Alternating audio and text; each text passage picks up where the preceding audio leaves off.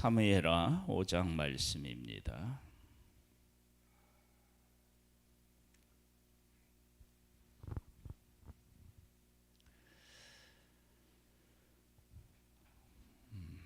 사울은 왕이 된 후에 하나님께서 그에게 맡기신 일들을 수행했지만, 그러나 그가 왜 사울을 기름 부어서 왕으로 세웠는지에 대해서 명확하게 알지 못했다, 그렇게 말할 수 있습니다. 그래서 하나님께서 말씀하신 것을 제대로 지키지 못해서 하나님이 기뻐하시는 일과 슬퍼하시는 일이 무엇인지에 대한 것들도 제대로 깨달아 알지 못하는 가운데 그가 왕의 자리에서 살았던 모습을 볼 수 있습니다. 그 같은 일들을 반복하지 않고 정말로 하나님께서 왕으로 기름 부어서 세웠을 때 하나님이 원하시는 것이 도대체 무엇이냐라고 하는 것을 바르게 깨달아 하는 일은 대단히 중요한 일이겠죠. 그래서 다윗이 이렇게 이제 다윗에 대해서 고백하고 있습니다. 12절을 먼저 보면은요, 다윗이 여호와께서 자기를 세우사 이스라엘 왕으로 삼으신 것과 그의 백성 이스라엘을 위하여 그 나라를 높이신 것을 알았더라. 그래서 다윗은 왜 자기를 왕으로 세우고 그리고 하나님의 백성들을 이렇게 모든 나라들 위해서 뛰어나게 하시는지에 대해서 깨달아 알았다. 이제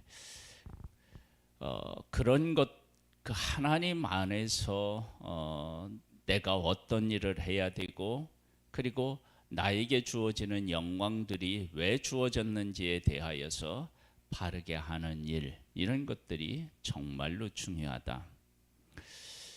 그것을 깨달아 알면 우리들에게 주어지는 일들 속에서 내가 무엇을 행해야 되고 그리고 내가 받은 은혜들을 어떤 의미로 받아들여야 하는지를 알게 됩니다. 한번 보겠습니다.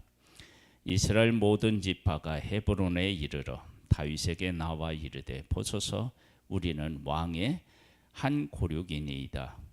전에 곧 사울이 우리의 왕이 되었을 때 해도 이스라엘을 거느려 출입하게 하신 분은 왕이시었고, 여호와께서도 왕에게 말씀하시기를 네가 내 백성 이스라엘의 목자가 되며 네가 이스라엘의 주권자가 되리라 하셨나이다 하니라.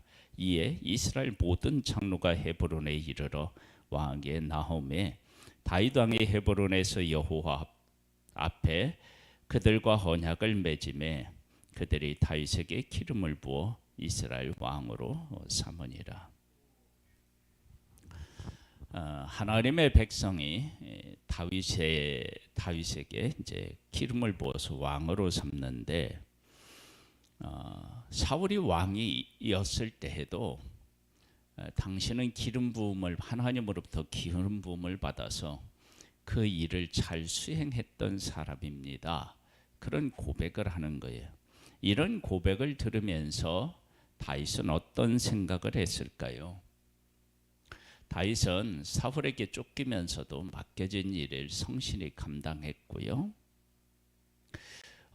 그리고 하나님께서 자기를 보호해 주시고 이끄시는 것에 대해서 신뢰하면서 사울에게 은혜를 베푸는 일도 했습니다. 그러니까 이런 모든 다윗의 삶을 하나님의 백성들이 보고 이제 그를 왕으로서 정말로 진심으로 세우는 모습을, 그런 것들을 통해서 다윗은 이런 것들을 알게 되는 거예요.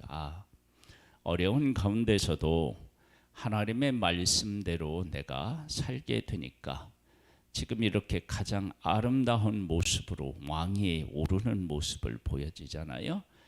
그것은 뭐냐면 하나님이 기름 부어서 왕으로 이미 세워졌는데 그 기름 부음 받은 자가 하나님의 말씀대로 살았더니 하나님이 기름 부으신 것이 이렇게 아름답게 이루어지는 모습을 보았어요. 그러면 다윗은 이러한 일들을 통해서 어떤 것들을 깨닫고 살아야 했느냐? 그러면 어려운 상황 속에서도 하나님의 말씀대로 우리가 순종하기만 하면 하나님의 말씀이 가장 어렵고 힘든 과정은 거치기는 하지만 가장 아름답고 복되게 우리들 가운데 이루어지는구나.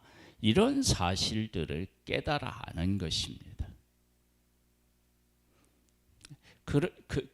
그렇게 아는 것이 정말로 복된 것인 거예요. 다윗이 나이가 30세라 왕에 올라 40년 동안 30세에 이제 왕에 올라 40년 동안 다스렸을 때 헤브론에서 7년 6개월 동안 유다를 다스렸고 예루살렘에서 33년 동안 온 이스라엘과 유다를 다스렸더라. 왕에 오르는 데 있어서도 한꺼번에 그렇게 한 것이 아니라 하나님의 때를 기다린 거예요. 그랬더니 하나님께서 이 모든 일들 속에서 일하셔서 그가 왕으로서 온 이스라엘 왕으로서 기름 부음을 받았는데 그렇게 하나님께서 성취해 가신 것을 통해서 하나님은 하나님이 하시고자 하는 일들을 그 다음에요. 왕과 그의 부하들이 예루살렘으로 가서 그 땅 주민 여부수 사람을 치려하며 그 사람들이 다윗에게 이르되 네가 결코 이리로 들어오지 못하리라. 맹인과 다리 저는 자라도 너를 물리치리라 하니 그들 생각에는 다윗이 이리로 들어오지 못하리라 함이나 다윗이 시온 산성을 빼앗았으니 이는 다윗성이더라. 그날에 다윗이 이르기를 누구든지 여부수 사람을 치거든 물 깃는 데로 올라가서 다윗의 마음에 미워하는 다리 저는 사람과 맹인을 치라 하였으므로 속담이 되어 이르기를 맹인과 다리 저는 사람은 집에 들어오지 못하리라 하더라. 다윗이 그 산성에 살면서 다윗성이라 이름하고 다윗이 밀루에서부터 안으로 성을 둘러 쌓으니라. 만군의 하나님 여호와께서 함께 계시니 다윗이 점점 강성하여 가니라. 다윗이 하나님의 약속의 땅에 살면서 하나님의 백성들을 지금 이제 왕으로서 이제 그 삶을 살고 있단 말이에요. 그런데 그런 상황에서 내가 싸워서 빼앗고 그곳에서 살아야 할 곳이 어딘지에 대한 것들도 아는 거예요. 하나님이 약속의 땅을 주셨어요. 그러면 이제 그 약속의 땅을 하나님의 백성들이 차지하고 그 땅에서 하나님의 약속하신 것들을 이루고 누리며 살아야죠. 그래서 그 이제 또 이런 이야기가 나와요. 17절로부터 보면요. 이스라엘이 다윗에게 기름을 부어 이스라엘 왕으로 삼았다 함을 블레셋 사람들이 듣고 블레셋 사람들이 다윗을 찾으러 다 올라오매 다윗이 듣고 요새로 나가니라. 블레셋 사람들이 이미 이르러 르바힘 골짜기에 가득한지라. 다윗이 여호와께 여쭈어 이르되 내가 블레셋 사람에게 올라가리이까 여호와께서 그들을 내 손에 넘기시겠나이까 하니 여호와께서 다윗에게 말씀하시되 올라가라. 내가 반드시 블레셋 사람을 네 손에 넘기리라 하신지라. 다윗이 바알 브라심에 이르러 거기서 그들을 치고 다윗이 말하되 여호와께서 물을 흩음같이 내 앞에서 내 대적을 흩으셨다 하므로 그곳 이름을 바알 브라심이라 부르니라. 거기서 블레셋 사람들이 그들의 우상을 버렸으므로 다윗이 그의 부하들이 치우니라. 블레셋 사람들이 다시 올라와서 르바임 골짜기에 가득한지라.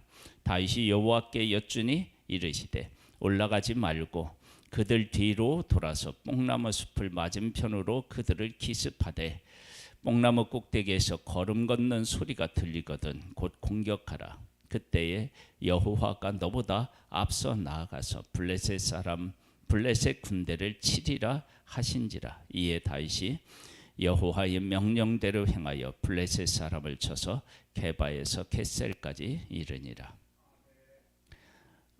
다윗이 왕이 된 후에 이것을 이제 누구랑 이제 비교해 보면 되느냐? 그러면 사울에게 이제 비교해 보면 돼요. 그러니까 사울은 블레셋하고 이렇게 이제 전쟁을 치르기 위해 맞섰을 때 그들의 숫자 그리고 뭐 골리앗과 같은 사람을 보면서 두려워했던 것을 알 수 있는데, 그런데 지금 다윗은 블레셋이 왔을 때 하나님의 뜻을 묻고 하나님의 뜻을 따라서 지금 전쟁을 치르는 모습을 보게 돼요. 내가 전쟁을 한다 할지라도 어떤 방법으로 어떻게 이 전쟁을 해야 하느냐라고 하는 것을 아는 것도 중요하지 않겠어요? 그 다음에 11절로 다시 가면요, 두루왕 히람이 다윗에게 사절과 백향목과 목수와 석수를 보내매 그들이 다윗을 위하여 집을 지으니 다윗이 여호와께서 자기를 세우사 이스라엘 왕을 삼으신 것과 그의 백성 이스라엘을 위하여 그 나라를 높이신 것을 알았더라.